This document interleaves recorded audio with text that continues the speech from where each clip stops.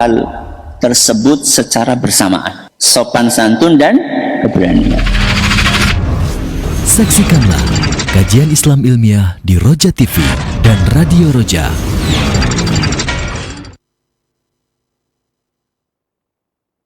Warahmatullahi wabarakatuh. Alhamdulillahi rabbil alamin. وبه نستعين على أمور الدنيا والدين وصلى الله على نبينا وسيدنا محمد وعلى آله وصحبه أجمعين أما بعد. Kita panjatkan puja dan puji syukur kehadirat Allah Subhanahu wa Ta'ala pada kesempatan pagi menjelang siang yang berbahagia kali ini, hari Senin tanggal 13 Zulhijjah 1446 Hijriah, atau yang bertepatan dengan tanggal 9 Juni 2025. Kita kembali diberi kekuatan, kesehatan, hidayah, serta taufik dari Allah Jalla wa'ala, sehingga kita bisa kembali menghadiri pengajian rutin Senin pagi di Masjid Manarul Ilmi di Komplek Pondok Pesantren Tunas Ilmu di Desa Kedung Wuluh, Purbalingga ini. Kita berharap semoga Allah Subhanahu wa Ta'ala berkenan untuk melimpahkan kepada kita semuanya ilmu yang bermanfaat, sehingga bisa kita amalkan sebagai bekal untuk menghadap kepada Allah Jalla wa'ala. Allahumma amin. Salawat dan salam semoga senantiasa tercurahkan kepada junjungan kita Nabi Agung Muhammad sallallahu alaihi wasallam, kepada keluarganya, sahabatnya, dan umatnya yang setia mengikuti tuntunannya hingga di akhir nanti. Para hadirin dan hadirat sekalian, dan juga segenap pendengar serta pemirsa rahimani wa rahimakumullah. Alhamdulillah, kembali kita mengkaji tema fikih pendidikan anak, serial nomor 211 yang mengangkat tema mendidik anak memuliakan tetangga. Apa judul kita hari ini? Mendidik anak memuliakan tetangga. Mengapa tema ini perlu kita angkat? Karena manusia diciptakan oleh Allah Subhanahu wa Ta'ala sebagai makhluk sosial. Makhluk apa? Sosial. Apa artinya makhluk sosial? Makhluk yang tidak bisa hidup sendiri, sehingga mau tidak mau dia harus berinteraksi dengan orang lain. Walaupun orang kaya, Bu, walaupun hartanya banyak, orang tidak bisa hidup sendiri walaupun hartanya banyak. Hah? Jeneng sepi. Kalau orang kaya bisa nggak hidup sendiri? Kan kaya, Bu, duitnya banyak. Justru karena dia kaya nggak bisa hidup sendiri. Biasanya orang kaya butuh apa? Butuh pembantu, butuh tukang kebun, butuh satpam, butuh sopir. Ya. Masa ana wong sugih ya tukang kebun, ya sopir, ya pembantu. Ya. Justru karena dia orang kaya itu dia butuh orang lain. Jadi tidak ada manusia yang bisa hidup sendirian, karena memang Allah menakdirkan manusia sebagai makhluk sosial. Nah, manusia nggak bisa hidup sendirian, dia harus berhubungan, berinteraksi dengan orang lain. Dan orang lain yang dia ajak untuk berinteraksi itu macam-macam. Salah satunya adalah tetangga. Napa? Tetangga. Ya. Karena tetangga itu adalah orang-orang yang setiap hari kita berinteraksi dengannya, maka Islam memberikan perhatian yang besar terhadap aturan dan adab bertetangga. Jangan merasa, wah, saya punya saudara jenderal yang tinggal di Mabes, saya punya saudara bos perusahaan besar yang tinggal di ibu kota. Saya punya saudara seorang rektor yang mahasiswanya jumlahnya ratusan ribu. Ketika ada masalah mendesak, yang diminta tolong siapa? Jenderal yang tinggal di Jakarta? Enggak, kadoan. Ya, wong kebakaran kok menghubungi jenderal di Jakarta? Ya,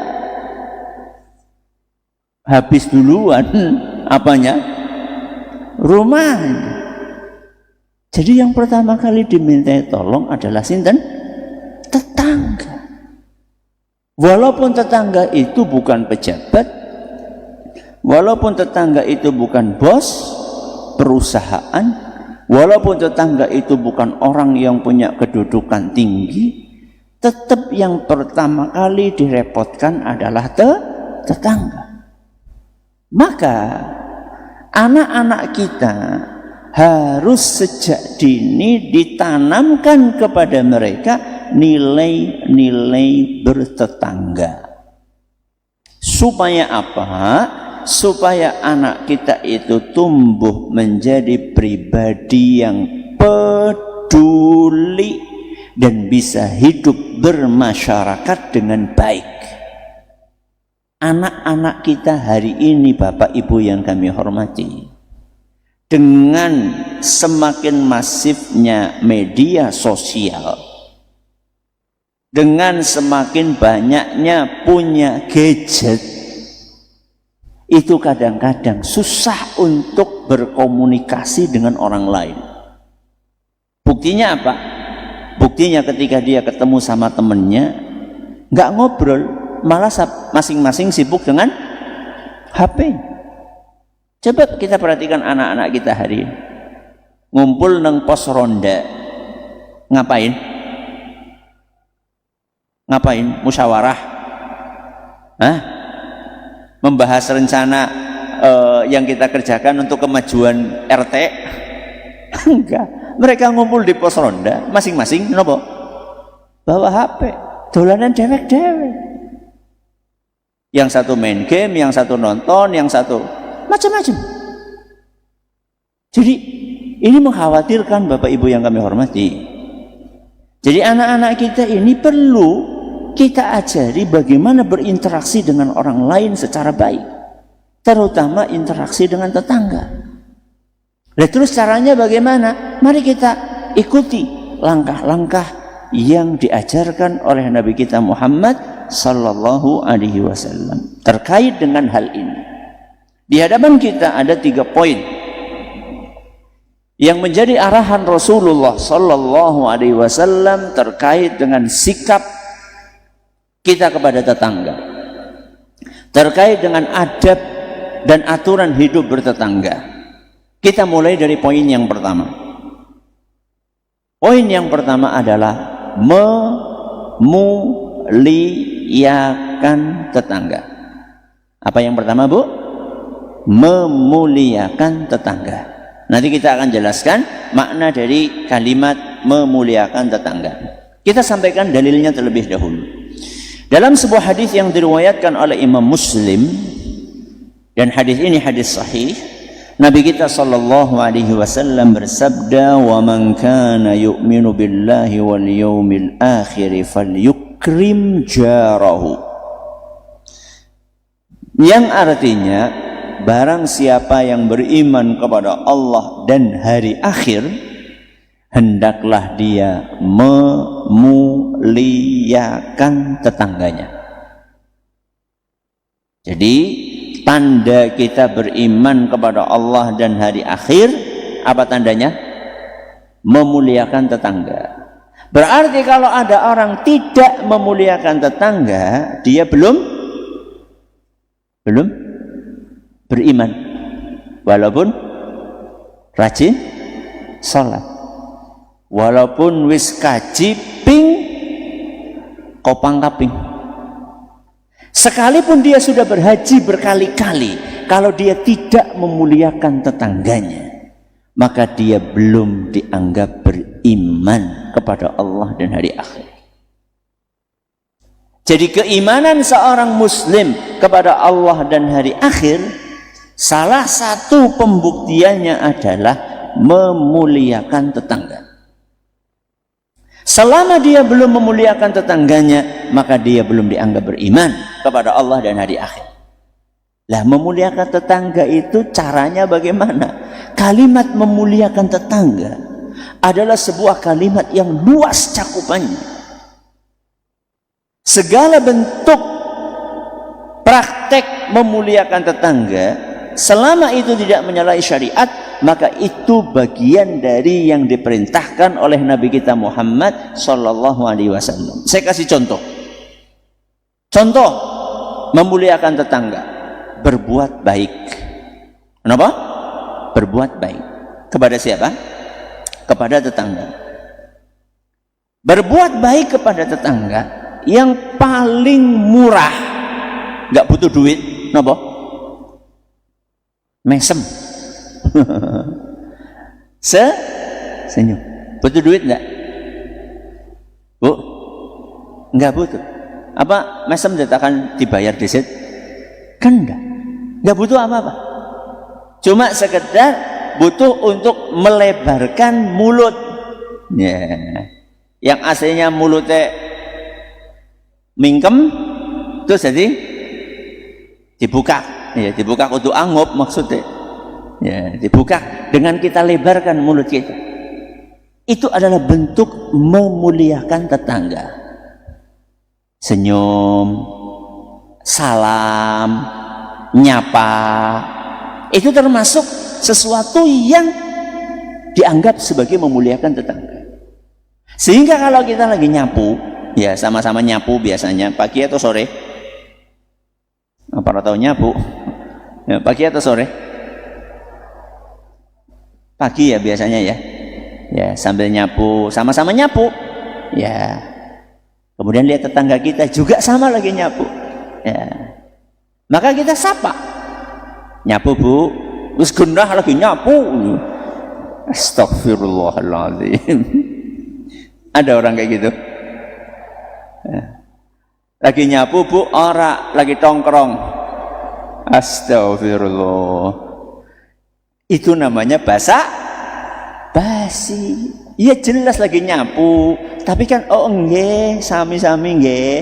Ya, sama-sama ya lagi nyapu. Iya, alhamdulillah. Ya. Latihan menjadi manusia yang ramah. Itu bentuk memuliakan tetangga. Enggak butuh duit. Ya, senyum, ramah, salam, itu enggak butuh biaya.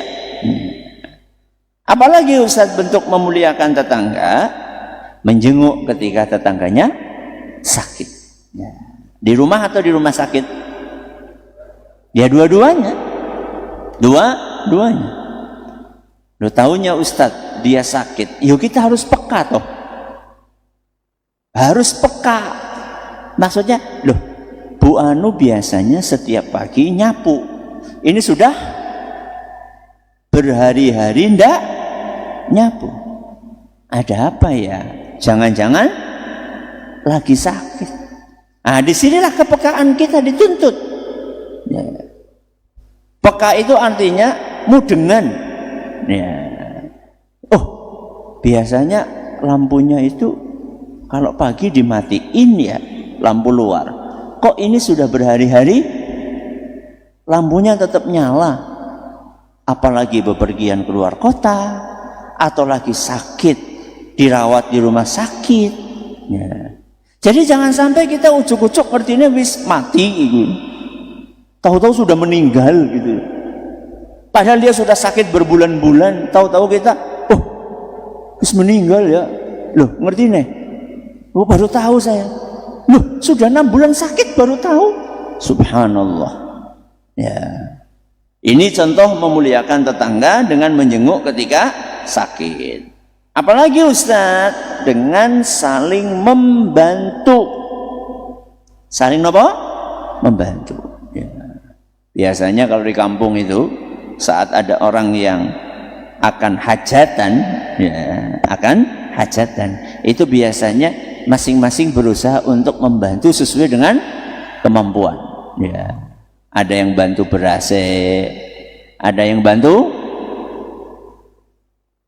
apalagi gulane, ada yang bantu tehnya, ya. Atau lagi bangun rumah, lagi rehab rumah, ya. Orang ketang urun semen 1 sak, akeh temen. Ya semampunya kita, semampunya kita. Atau kita menyediakan kopinya, ya, nyamikan tukang sing lagi kerja. Intinya saling membantu, saling membantu. Kita punya kendaraan misalnya, kemudian tetangga kita mendesak, ya ada yang sakit harus segera dibawa kemana? Ke rumah sakit. Maka kita dengan ringan berusaha untuk membantu. Jangan sampai dalam momen-momen seperti itu, saat kita dimintai tolong, kita punya mobil nih, tetangga kita harus segera pergi ke rumah sakit. Lalu dia ketuk-ketuk pintu kita, saya minta tolong, bapak saya sakit, harus segera dibawa kemana? Ke rumah sakit. Iya, tapi bisa bayar bensinnya apa ora? Astagfirullah. Kok sempat-sempatnya nanya nopo? Bensin. Ya.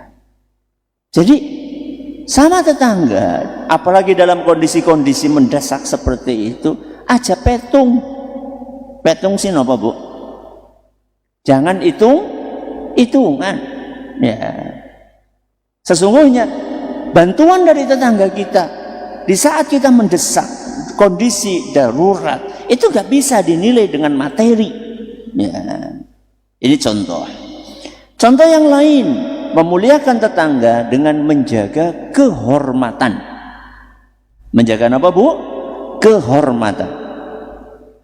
Yang namanya tetangga, apalagi di perumahan, ya, itu biasanya antara satu rumah dengan rumah yang lain itu hanya dibatasi tembok. Berarti saking batasnya itu cuma tembok, bahkan kadang-kadang satu tembok untuk 2 rumah, ya. Ngobrol itu kedengaran atau tidak?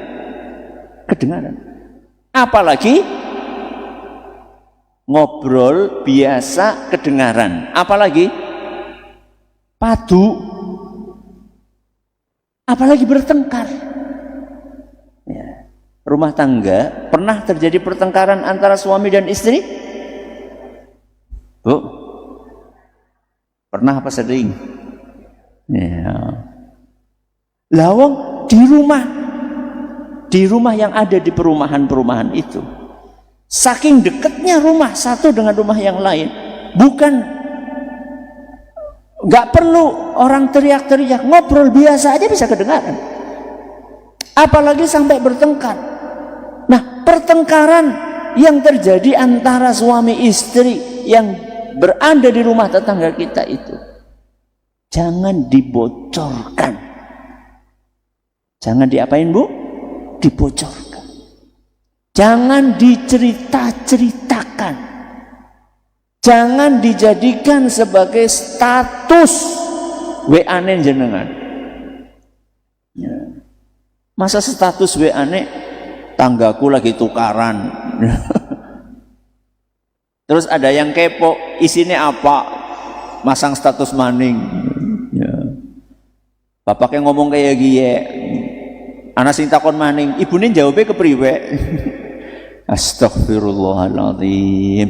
Itu namanya tidak menjaga kehormatan. Hari ini tetangga kita yang bertengkar, bisa jadi besok kita yang bertengkar. Ya. Jadi kalau misalnya hari ini kita menjaga kehormatan tetangga kita, insya Allah besok kehormatan kita juga akan dijaga oleh tetangga kita. Menjaga kehormatan. Apalagi Ustadz memuliakan tetangga, menasehati. Kenapa Bu? Menasehati dengan cara yang baik. Ya. Ini yang diistilahkan dengan amar ma'ruf nahi mungkar. Dan ini perlu adanya keakraban. Ya. Biasanya nasihat itu akan lebih mudah diterima dari sosok yang akrab. Makanya dari di awal saya katakan yang ramah, yang sopan, nyapa, salam. Ini penting. Untuk apa? Untuk membangun keakraban. Saling membantu. Tetangga kita ada kesulitan, kita bantu. Ketika ini dilakukan, maka terjadi keakraban antara kita dengan tetangga kita. Saat kita dengan tetangga akrab, kemudian kita melihat ada sesuatu di dalam diri tetangga kita yang perlu untuk kita nasihati, maka kita akan lebih mudah menasehatinya karena sudah akrab. Tapi seandainya tidak akrab, nggak pernah menyapa, nggak pernah membantu, nggak pernah menjenguk kalau sakit, kita akan menyampaikan nasihat, loh rasanya orang kepenak temen gitu loh. Ya. Padahal sebenarnya ya tetap wajib untuk menyampaikan nasihat. Akan tetapi saya katakan ini untuk menyampaikan pentingnya keakraban sebagai salah satu pintu untuk menyampaikan nasihat kepada tetangga kita. Oke, ini hal yang pertama yang diajarkan oleh Nabi kita Muhammad sallallahu alaihi wasallam. Apa yang pertama? Memuliakan tetangga. Bismillah. Yang kedua, di antara bentuk memuliakan tetangga yang secara spesifik disebutkan oleh Nabi SAW adalah berbagi makanan dengan tetangga. Apa yang kedua?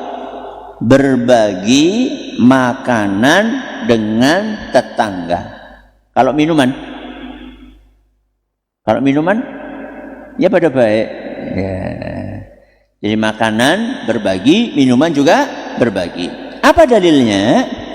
Dalilnya adalah sabda Nabi kita Muhammad sallallahu alaihi wasallam dalam sebuah hadis yang diriwayatkan oleh Imam Muslim, di mana Nabi kita sallallahu alaihi wasallam bersabda, "Idza tabakhta maraqatan fa'akthir ma'aha."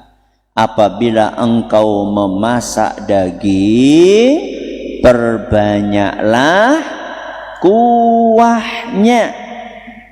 Wa ta'ahad jiranaka. Kemudian berbagilah dengan para tetanggamu. Saya ulangi ya, andaikan engkau sedang memasak daging, maka perbanyaklah kuahnya dan berbagilah kepada para tetangga. Iki lagi momen Idul Adha. Jadi tanggane aja kur kebagian ambune.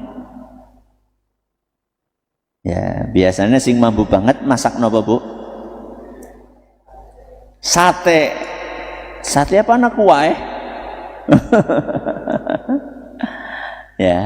Ya nggak mesti makanan yang berkuah. Nabi SAW itu mengajarkan kepada kita sesuatu yang minimal bisa kita kerjakan. Kalau memang dagingnya itu sedikit dan hanya cukup untuk anggota yang ada di dalam rumah kita saja, maka paling tidak kita berbagi dengan sesuatu yang tidak butuh pengeluaran yang besar. Hanya sekedar air yang kuah yang biasanya cuma 1 mangkok, kita jadikan jadi berapa? 2 mangkok, 3 mangkok. Ya. Terus kita kirimkan kepada siapa? Tetangga kita. Apa yang dikirimkan?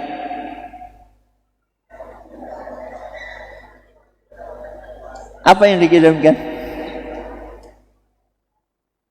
Gini ya, misalnya jenengan lagi masak gulai. Masak apa? Gulai. Ada dagingnya toh? Ya, kuahnya dibanyakin. Yang kita kirim ke tetangga kita apanya? Kuahnya toh. Ya. Andai kan nih kita kirim kuahnya toh, kira-kira di sana ngudek-ngudek ki karena apa-apa nih. Biasanya ibu-ibu itu cerdas, ya, ibu-ibu itu cerdas. Jadi selain daging bisa diisi dengan apa, Bu? Selain daging apa? Kentang, bagus. Apa lagi? Tahu. Apa lagi? Tempe. Berarti judulnya gulai tahu. Paling orang ya tahu nih mambu gulai. Loh, itu mending daripada kita cuma berbagi bau. Ya. Ini penting Bapak Ibu yang kami hormati. Tetangga kita itu punya perasaan. Tetangga kita itu punya perasaan. Loh, jangankan gulai, Bu. Wong tetangga lagi goreng mendoan, be. Aduh, enak banget ya. Jangankan mendoan, gesek. Ya Allah, kayak lagi goreng apa? Gesek. Enak banget ambune. Ya. Nah, anak-anak kita ini bagaimana melibatkan mereka dalam poin yang kedua ini? Salah satu cara melibatkan anak kita adalah kita minta anak kita untuk mengantarkan makanan itu kepada tetangga. Syukur-syukur anak tersebut juga dilibatkan ketika proses memasaknya. Ya, contoh sekarang lagi ada daging, ya. Kita ajak anak kita yang kira-kira tidak membahayakan apa misalnya. Ya paling tidak misalnya kalau memang anak itu sudah bisa megang pisau, ya paling tidak dia bantu-bantu nopo? Motong-motong, ya. Entah itu motong berambange, bawang merahnya, atau motong bawang putihnya, atau dia motong-motong dagingnya. Nah, sambil motong-motong itu kemudian kita katakan kepada anak kita, nak, hari ini insya Allah kita akan masak lebih banyak. Loh, buat apa sih? Ya, mungkin nanya anak kita, loh kita kan cuma bertiga, terus buat apa kita masak banyak-banyak? Kita pengen berbagi. Ya, karena tadi di Manarul kita baru belajar hadis Nabi SAW. Ayo kita praktekkan, kita masak bareng, nanti kamu yang nganterin ya. Ya. Jadi ini adalah cara membiasakan anak berbagi. Dan bisa jadi Bapak Ibu yang kami hormati, dan juga para pendengar serta pemirsa, ketika anak sejak kecil itu dilatih, walaupun hanya sekedar ngantar saja, itu bisa jadi akan dia ingat seumur hidup. Akan dia ingat seumur hidup.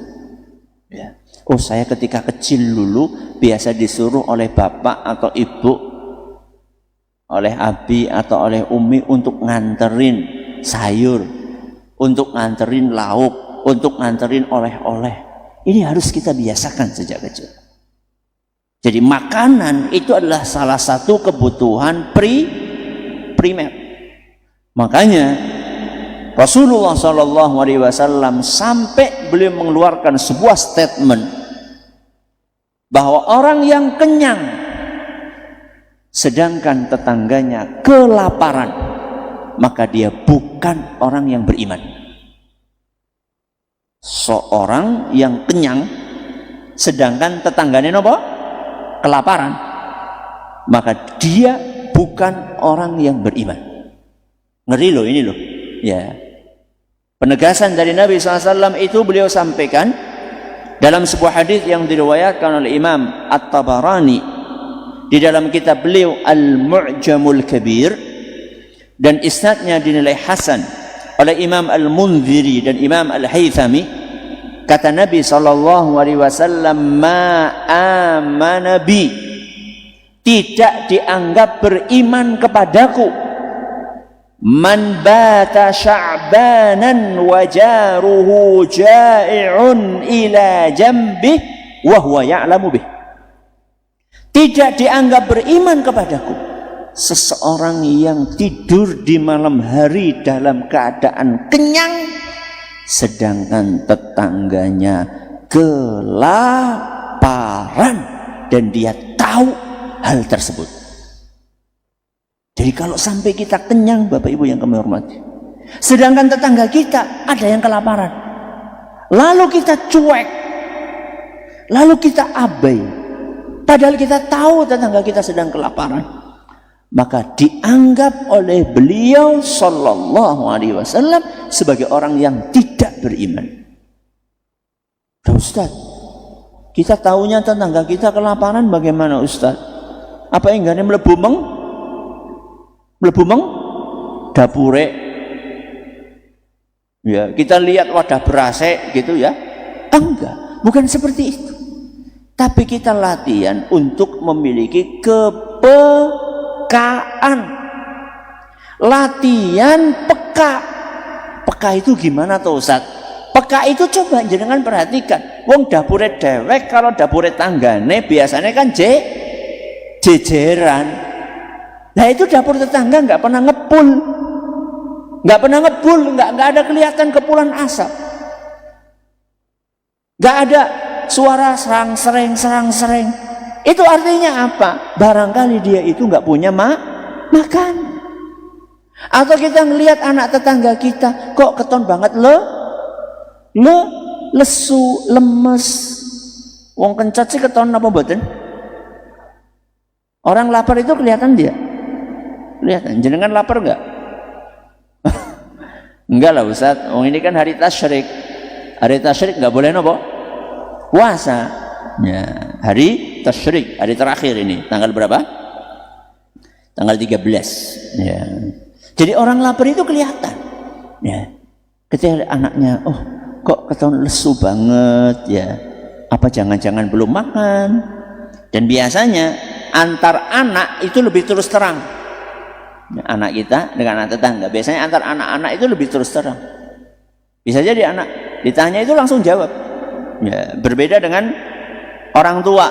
Orang tua itu gengsinya lebih nopo, lebih tinggi. Monggo dinikmati. Oh barusan udah makan padahal dia urung gitu. Ya, itu orang tua biasanya. Kalau anak-anak itu silakan dimakan, orang dipersilakan marawis yukut. Ya, anak-anak itu lebih natural. Ya, maka kita bisa tanya sama anaknya, udah sarapan belum le? Belum. Loh kenapa? Ibu nggak masak. Berarti ini orang lagi kelaparan. Ya, lagi kesulitan. Maka kita harus peduli. Ya, harus peduli. Atau kepekaan kita itu muncul ketika kita melihat kok ada perubahan mencolok dari fisik tetangga kita. Biasanya kelihatan seger, biasanya kelihatan badannya berisi, ini kok kelihatan kurus. Ya, oh kayaknya dia lagi nggak punya makanan di rumahnya. Maka kita harus berbagi. Ini adalah poin yang kedua. Apa Bu yang kedua? Berbagi makanan dengan tetangga. Kita berpindah poin yang ketiga. Dilarang menyakiti tetangga. Apa yang ketiga? Dilarang menyakiti tetangga. Apa dalilnya? Dalilnya adalah sabda Nabi kita Muhammad sallallahu alaihi wasallam Dalam sebuah hadis yang diriwayatkan oleh Imam Bukhari dan Muslim, "Man kana yu'minu billahi wal yawmil akhir fala yu'dzi jarahu." Barang siapa yang beriman kepada Allah dan hari akhir, janganlah dia menyakiti tetangganya. Jadi tandanya kita beriman kepada Allah dan hari akhir adalah ketika kita tidak menyakiti tetangga. Dan menyakiti tetangga itu bentuknya satu macam atau macam-macam? Macam-macam. Contohnya Ustadz, contoh menyalakan speaker keras-keras. Ya. Apalagi yang disetel nopo? Musik. Ya. Dan itu sering terjadi. Ya, sering terjadi. Sering saya ceritakan, ada seorang jamaah ya punya tetangga jaraknya 3 rumah. Jadi rumah jamaah saya, terus 1, 2, 3, itu baru rumah tetangga. Nek lagi nyetel dangdut bu, kaca rumah itu nganti nopo? Nganti bergetar. Padahal jaraknya berapa rumah? 3 rumah. Ber gitu. Apa maning son horek lebih parah lagi. Ini mengganggu. Ya, ini mengganggu. Lah anu kur barang gawe telung dina telung bengi tok iki.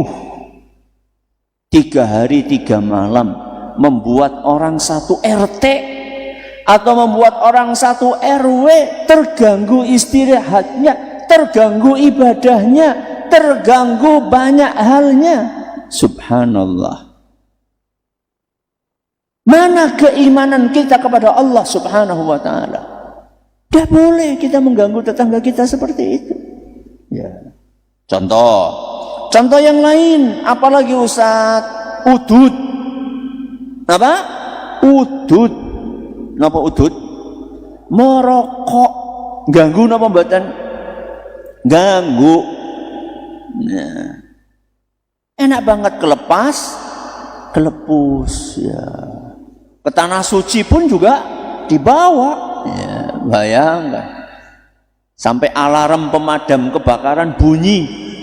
Ya, gara-gara jamaah haji Indonesia pada udud bareng. Subhanallah. Ya. Ngeri saya dengan orang seperti itu. Disupatani wong se hotel bu, satu hotel, bayangkan harus dievakuasi, nggak boleh lewat lift, harus lewat tangga darurat, lantai 13. Jangan bayangkan, padahal di lantai 13 itu ada mbah-mbah, ada kakek-kakek, ada nenek-nenek, disuruh turun tangga dari lantai 13 ke lantai 1 gara-gara alarm nomor pemadam kebakaran bunyi. Kenapa bunyinya? Udud. Ya. Kewong masya Allah bisa mikir apa ora jadi. Nauzubillahi min dzalik. Ya. Itu mengganggu, ya. Mengganggu kesehatan, ya, mengganggu kenyamanan kita bernafas, ya. Apalagi Ustaz yang bisa menyakiti tetangga, ini yang sering terjadi adalah septic tank. Ya, septic tank, sepiteng. Ya. Tempat kita menampung, ya, tempat kita menampung air dari kamar mandi, ya, air dari dapur, ya. Sudah sekian tahun nggak pernah diapain, nggak pernah dikuras, nggak pernah disedot, sehingga luber. Ya. Luber kemana? Ya kemana lagi kalau bukan ke tetangganya? Ya, baunya nggak enak, kemudian juga jijik menjijikkan, ya. Dan tidak sedikit Bapak Ibu yang kami hormati, orang yang memang sengaja ya bikin comberan di belakang rumahnya, ya malah nggak ada sepitengnya sama sekali. Akhirnya luber kemana-mana. Subhanallah. Ya, di mana kepedulian kita dengan tetangga kita? Ya. Ada lagi praktek orang, ya bikin sampah tapi nggak mau tanggung jawab. Apa yang dia lakukan? Dibalangaken, mengendi? Pekarange tanggane. Subhanallah. Itu tanah-tanah siapa kok pelang-pelung kita buang begitu saja? Di mana kepedulian kita? Ya. Ini adalah adab seorang muslim yang harus kita jaga. Ya. Oke, apalagi contohnya menutup akses jalan. Ya. Dan ini sempat viral. Ya, bayangkan nih, tetangganya nggak punya akses kecuali lewat jalan ya, yang ada di rumah dia. Dia apain? Dia tembok, sehingga tetangganya itu setiap mau lewat harus naik nopo? Anda harus lewat tangga. Subhanallah. Kok sampai segitunya gitu ya? Tetangga mau lewat nggak boleh ya. Loh, justru kita itu harusnya bersyukur. Alhamdulillah tanah saya bisa bermanfaat dilewati oleh tetangga. Jangan kita menyakiti tetangga kita hanya karena ada jalan jalan akses satu-satunya ditutup sama kita. Kasih kesempatan dia untuk lewat. Apalagi Ustaz menyakiti tetangga. Contoh ya, parkir sembarangan. Ya, parkir sembarangan parkir di depan rumah tetangga kita. Akhirnya tetangga kita mau keluar dia kesulitan ya. Padahal mungkin suatu saat kondisinya darurat, dan itu terjadi Bapak Ibu yang kami hormati. Ada sebuah rumah ya, Allah menakdirkan salah satu anggota keluarganya sakit parah, harus segera dibawa kemana? Ke rumah sakit. Mau ngeluarin mobil nggak bisa. Kenapa? Karena di depannya buat parkiran. Akhirnya bingung mau gimana. Padahal ini ibu-ibu semua. Mau ngangkat-ngangkat mobil, dorong-dorong nggak bisa. Akhirnya terjadilah hal-hal yang tidak diinginkan ya. Contoh yang lain apa Ustadz? Hewan piaraan dibiarkan diumbar. Akhirnya apa yang terjadi? Tandurane tanggane entong.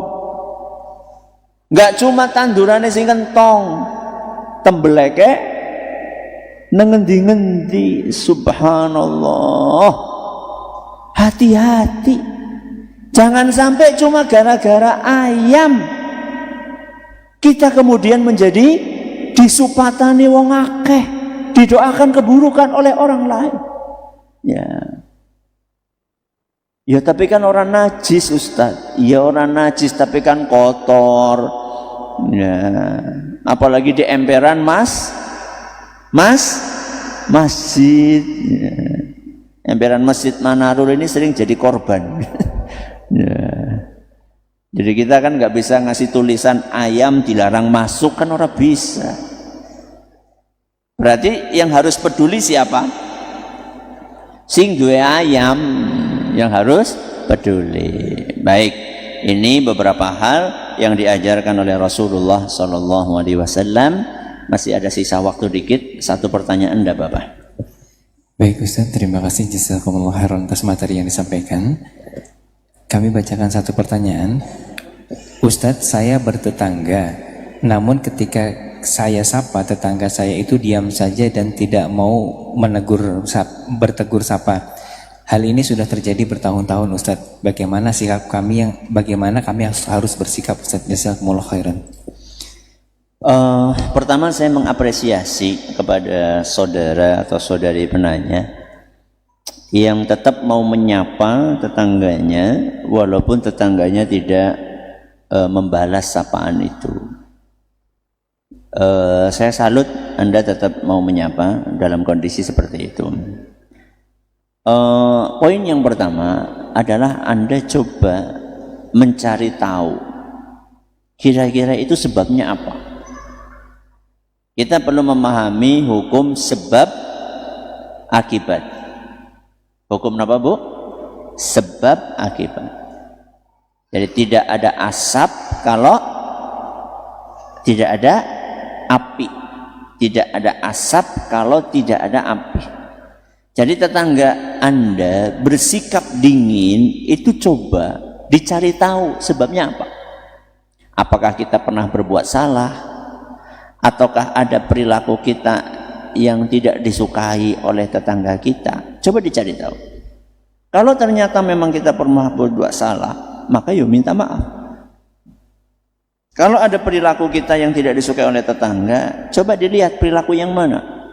Kalau perilaku itu melanggar aturan agama, kita perbaiki. Kalau perilaku kita tidak melanggar aturan agama, ya misal nih, tetangga kita judes sama kita. Kenapa? Karena kudungan. Ya tetap kudungan. Karena ada sebagian orang itu jeleh ndeleng wong kudungan. Ya bukan kemudian besok kita nggak pakai kerudung dengan alasan tetangga kita nggak suka, bukan. Tapi kita yang ramah, tetap pakai kerudung, terus kita ramah kepada tetangga kita. Jadi poin yang pertama coba dicari sebabnya. Poin yang kedua, doakan, didoakan tetangga Anda, ya supaya hatinya dilembutkan oleh Allah, supaya hatinya dibuka sama Allah Subhanahu Wa Taala. Dan poin yang ketiga, tetap bersikap ramah, tetap bersikap ramah walaupun tetangga kita bersikap dingin. Karena apa? Karena ramahnya kita kepada tetangga, tujuan utamanya adalah untuk mencari ridho dari sinten? Allah. Jadi bukan untuk mencari balasan dari tetangga kita. Ini yang bisa kita pelajari. Semoga bermanfaat bagi kita semuanya. Terima kasih atas perhatiannya. Mohon maaf atas segala kekurangannya. Kita akhiri. Subhanakallahumma wa bihamdika asyhadu an la ilaha illa anta astaghfiruka wa atubu ilaik. Assalamualaikum warahmatullahi wabarakatuh.